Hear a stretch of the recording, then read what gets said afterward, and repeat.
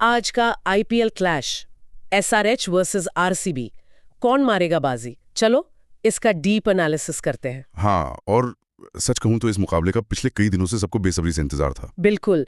और हमारे पास जो आर्टिकल्स, स्टैट्स और न्यूज़ रिपोर्ट्स हैं ना, आज हम उनका पूरा निचोड़ निकालेंगे, क्योंकि पेपर्स पर टीम्स कैसा लग रही हैं और मैदान पर क्या होगा, इसमें जमीन आसमान का फर्क होता है। सही कहा आपने। देखिए, T20 क्रिकेट में, और वो भी आईपीएल जैसे लंबे टूर्नामेंट में, सिर्फ बड़े नाम होने से बात नहीं बनती।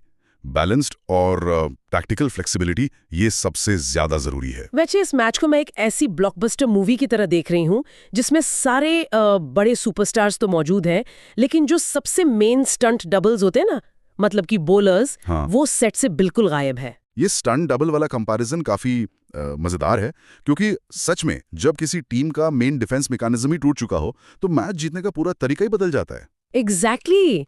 तो चलो सबसे पहले उस बैटिंग जगरनॉट की बात करते हैं। आरसीबी का टॉप ऑर्डर, विराट कोहली क्या जबरदस्त फॉर्म में चल रहे हैं यार। देखिए, उनके प्रैक्टिस मैच के स्टार्ट्स तो सच में किसी भी आम क्रिकेटिंग लॉजिक को हिलाकर रख देते हैं। हाँ, मैं वही देख रही थी। उन्होंने सिर्फ 19 बॉल्स में 45 रन ठोक दिए, मतलब 236 का स्ट्राइक रेट। हाँ, और अगर आपको याद हो तो पिछले साल उनका स्ट्राइक रेट लगभग 144 था। वही तो, रातों रात कोई अपना स्ट्राइक रेट इतना ज्यादा कैसे बढ़ा सकता है? कोई मतलब टेक्निकल चेंज किया है क्या उन्होंने? बिल्कुल किया है। अगर हम उनके नेट सेशन की फुटेज को ध्यान से देखें ना, तो साफ दिखता है कि कोहली ने अपने बेस और स्टैंस में एक बहुत ही बुनियादी बदलाव किया है। अच्छा, किस तरह का बदलाव? देखिए, आमतौर पर कोहली बॉल को अपने बॉडी के बहुत पास आने देते थे, राइट? उनका पिछला पैर एकदम स्टेबल रहता था, लेकिन अब वो अपना फ्रंट लेग बहुत जल्दी हटा रहे हैं। ओ, मतलब वो अपने हिप्स को जल्दी ओपन कर रहे हैं ताकि बैट स्विंग फ्री हो सके। एकदम सही पकड़ा आपने। इससे उन्हें ऑफ स्टंप के बाहर की बॉल को सीधा मिड विकेट या लॉन्ग ऑन के ऊपर मारने के लिए एक परफेक्ट स्विंग मिल जाता है। एक काफी हद तक बेसबॉल के हिटर्स जैसी टेक्निक है। Wait, baseball style? ये तो सच में कमाल का अपग्रेड है। और जब इस नई टेक्निक वाले कोहली के साथ टिम डेविड और रोमारियो शेपर्ड जुट जाते हैं तो आग ही लग जाती है। बिल्कुल। शेपर्ड ने हाल ही में 14 बॉल्स में 37 रन की जो धमाकेदार पारी खेली थी, उसने साफ कर दिया है कि आरसीबी अब एंकर वाली सोच को पीछे छोड़ चुकी है। राइट। आरसीबी का टॉप ऑर्डर अब स्टेबल भी है और अग्रेसिव मिक्स भी दे रहा है। लेकिन मेरा एक सीधा सवाल है आपसे। हाँ, पूछे। अगर आरसीबी भी पहली बॉल से अंधाधुंध बैट घुमाने की स्ट्रैटेजी अपना रही है, तो क्या ये उन्हें बिल्कुल एसआरएच जैसा नहीं बना देता? मतलब एसआरएच का तो स्टाइल ही एक्सप्लोसिव बैटिंग है ना? हाँ, एसआरएच की पूरी पहचान ही उनका अल्ट्रा अग्रेसिव अप्रोच है। ट्रैविस हेड का ही एग्जाम्पल लीजिए। उन्होंने 2024 में 191 के स्ट्राइक रेट से 567 रन बनाए थे। पर नई बॉल के खिलाफ जहां थोड़ी स्विंग हो, वहां आंख बंद करके बैट घुमाना तो एक कॉइन टॉस जैसा हुआ ना। फंदे में भी तो फंस सकते हैं। पहली नजर में ये एक अंधे रिस्क जैसा ही लगता है, पर एक्चुअली ये बहुत डीपली कैलकुलेटेड होता है। ट्रैविस हेड की खूबी सिर्फ बॉल को जोर से मारना नहीं है। तो उनकी असली ताकत क्या है? वो बॉलर के स्पेशल अवेयरनेस और उसके माइंड के साथ खेलते हैं। हेड क्रीज में इतना पीछे खड़े होते हैं कि बॉलर के लिए जो परफेक्ट गुड लेंथ बॉल होती है उसे हाफ वाली बना देते हैं। ओह वाह, मतलब वो बॉलर की मसल मेमोरी को पूरी तरह से तोड़ देते हैं। बॉलर सोचता है बॉल सही जगह पड़ी है और अगले सेकंड वो स्टैंड्स में होती है। एग्जैक्टली। और जब एक बॉलर की सबसे अच्छी बॉल पे छक्का पड़ता है तो उसके अंदर पैनिक शुरू हो जाता है। एसआरएच इस पैनिक का बहुत अच्छे से फायदा उठाती है। और इस बार तो पैट कमिंस नहीं है ना कैप्टन? ईशान किशन एसआरएच की कैप्टनसी कर रहे हैं। सही कहा। और ईशान खुद एक अटैकिंग प्लेयर हैं जो लगभग 150 के स्ट्राइक रेट से खेलते हैं। उनका काम होगा मिडल ओवर्स में उस अग्रेसिव मोमेंटम और बॉलर के पैनिक को बनाए रखना। ये साइकोलॉजिकल वॉरफेयर का एंगल वाकई सोचने वाला है। पर यहीं पर मुझे लगता है कि आरसीबी की सबसे बड़ी कमजोरी निकल कर आती है, उनकी बॉलिंग जो एकदम अखिलीज हील बन चुकी है। बुरा हाल है वहाँ, बिल्कुल। अगर हम बॉलिंग एनालिसिस करें तो आरसीबी का पेस अटैक काफी एवरेज नजर आ रहा है। डेथ बॉलिंग हमेशा से इनकंसिस्टेंट रही है उनकी। और कंसिस्टेंटी आएगी कहाँ से यार? जॉश हेजलवुड हैमस्ट्रिंग की वजह से बाहर हैं, यश दयाल अवेलेबल नहीं है और नुअन तुषारा को एनओसी ही नहीं मिली श्रीलंका बोर्ड से। हाँ, ये सिर्फ एक दो प्लेयर्स का बाहर होना नहीं है, ये तो पूरा का पूरा बॉलिंग स्ट्रक्चर ही गिर गया है। एक लीड पेसर ना होने का कैस्केडिंग इफेक्ट बहुत बड़ा होता है। तो अब प्रेशर किस पर है? सिर्फ भुवनेश्वर कुमार पर? हाँ, इन्होंने 2025 में 17 विकेट जरूर लिए थे, पर अकेले वो क्या क्या करेंगे? वही सबसे बड़ी प्रॉब्लम है। भुवी स्विंग पर डिपेंड करते हैं। अगर पावर प्ले में स्विंग नहीं मिली तो उनको एक ऐसा पार्टनर चाहिए जो रन रेट रोक सके, पर उनके साथ अभी कौन है? जेकब डफी हैं जो अपना पहला ओवरसीज मैच खेल रहे हैं, या फिर रासिक सलामदार, मतलब टोटली इनएक्सपीरियंस बॉलर्स। और जब एक नए बॉलर के सामने ट्रेविस हेड खड़ा हो तो प्रेशर में क्या होता है? हार्ट रेट बढ़ती है, फाइन मोटर स्किल्स कमजोर पड़ते हैं। राइट। 1-2 इंच इधर उधर बॉल हुई और सीधा बाउंड्री के पार। फरारी बिना ब्रेक्स के, वही हालत है इनकी। और इस डेस्परेशन में आरसीबी क्या कर रही है? उन्होंने वेंकटेश अय्यर को, जो एक प्रॉपर बैटर हैं, नेट्स में as a fast bowler use करना शुरू कर दिया है।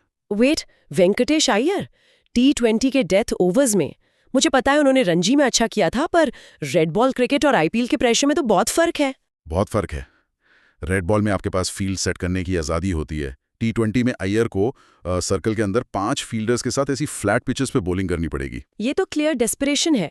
पर यहीं पर आरसीबी के कोच एंडी फ्लावर का वो इम्पैक्ट प्लेयर वाला स्टेटमेंट काफी इंटरेस्टिंग हो जाता है। हाँ, फ्लावर ने ओपनली माना है कि impact player rule team selection की कमजोरियों को कवर करने में मदद करता है और आरसीबी शायद इसका ही सहारा ले। तो मतलब ये रूल उन्हें एक तरह से 11 के बजाय 12 प्लेयर्स खिलाने की छूट दे रहा है ना, जिससे वो अपनी एवरेज पेस अटैक को थोड़ा मैनेज कर सकें। बिल्कुल, वो पहली इनिंग्स में एक एक्स्ट्रा बैटर खिला लेंगे और टारगेट को और बड़ा करने की कोशिश करेंगे। फिर फील्डिंग के टाइम किसी बैटर को बाहर करके एक एक्स्ट्रा बॉलर ले आएंगे। ये तो एक तरह का टैक्टिकल पैचवर्क हो गया।